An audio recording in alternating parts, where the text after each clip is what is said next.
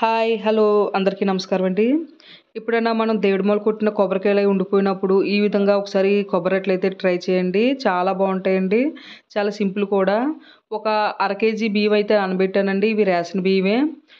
ఒక అర కేజీ అంటే ఒక తవ బియ్యం అయితే నానబెట్టాననమాట. ఒక 3, 4 గంటలు నానబెట్టుకుంటే సరిపోద్ది. అలాగే ఇవి 2 కొబ్బరి చిప్పలనమాట.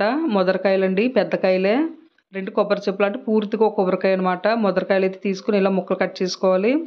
అలాగే ఇప్పుడు నానిన బియ్యాన్ని ఇలా మిక్సీ జార్‌లో వేసుకోవాలనమాట.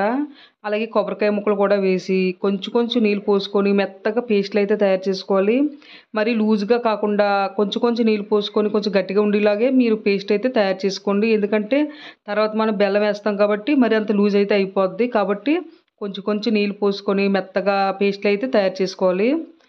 ఇప్పుడు మిక్సీ అయితే చేసి చూపిస్తున్నాను చూడండి. ఈ విధంగా ఇంత మెత్తగా పేస్ట్‌లయితే తయారు చేసుకోవాలనమాట. ఇప్పుడు ఇందులో మనం బెల్లం కూడా కలుపుకుందాము. ఇందులో కొంచెం సాల్ట్ అయితే వేసుకోవాలి. ఇలా కొంచెం సాల్ట్ వేసుకున్న తర్వాత బెల్లం అయితే ఈ మాత్రం తీసుకున్నాను. నాకు ఆల్రెడీ ముద్దగా అయితే అయిపోయింది బెల్లం. ఈజీగా అయితే కలిసిపోద్ది. మీరు బాగా గుంటలా తయారు చేసుకొని మీకు ఎంత తీపి కావాలో దాన్ని బట్టి మీరు టేస్ట్ చేసి చూసుకోవచ్చనమాట.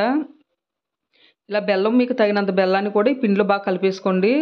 నేనైతే పూర్తిగా బెల్లం అయితే వేశాను. చూడండి ఎంత ఇప్పుడు లూజ్ అయిందో ఈ మాత్రం లూజ్ అయితే అవుతదనమాట బెల్లం వేసిన తర్వాత. అందుకే ముందుగానే మనం కొంచెం నీళ్ళు పోసి కొంచెం గట్టిగానే రుబ్బుకోవాలి.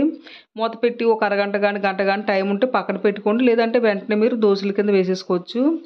ఇప్పుడు స్టవ్ మీద కళాయి అయితే పెట్టాను. చూడండి నానిన తర్వాత మనకి ఈ విధంగా అయితే అవుతది. కొంచెం మన పిండి అనేది నానితే మనకు అట్లనే కొంచెం మెత్తగా అనేది వస్తదనమాట. ఇప్పుడు కొంచెం ఆయిల్ అయితే వేసి చూపిస్తాను. ఆయిల్ కూడా అస్సలు లాగదండి. ఆయిల్ చాలా తక్కువ ఆయిల్ అయితే లాగుతది.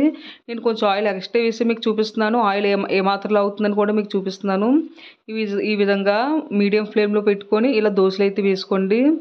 చూడండి నేను వేసిన ఆయిల్ కూడా సేమ్ ఇంక అలాగే ఉండిపోద్ది. ఆయిల్ చుట్టూ కూడా ఎక్కడ కూడా మీకు అట్లనేది పీల్చదనమాట. ఎందుకంటే ఇదంతా మనకి బియ్యం పిండి కాబట్టి మీకు ఆయిల్ కూడా ఏమాత్రం కూడా లాగదు. కొంచెం దళసరిగానే వేసుకోండి. మరీ పలచగా వేసుకుంటే మీకు కొంచెం గట్టిగా అనేది ఉంటాయన్నమాట. కాబట్టి మీరు కొంచెం దళసరిగా వేసుకోండి. అంత కాకపోతే ఇందులో కొంచెం గోధుమ పిండి కూడా వేసుకోవచ్చు. వేసుకుంటే మీకు ఇంకా కొంచెం మెత్తగా అనేది వస్తది. చూడండి పొంగడాల్లాగా ఎంత బాగా పొంగుతున్నాయో మీకు. చాలా కలర్ కూడా చాలా మంచి కలర్ కూడా వచ్చింది కదా! చాలా బావుంటాయండి. ఈ విధంగా చాలా సింపుల్‌గా నిమిషాల మీద తయారైపోద్ది. నేను తక్కువ ఆయిల్ వేసి కూడా మీకు చూపిస్తున్నాను. చాలా తక్కువ ఆయిల్‌తో కూడా ఈ దోసలైతే మనం వేసుకోవచ్చనమాట ఈ అట్లు. ఇలాగే ఈ విధంగానే మొత్తం మీరు పిండంతా కూడా ఈ విధంగా వేసుకోండి. కానీ వేడి వేడి మీదే తినేయాలనమాట.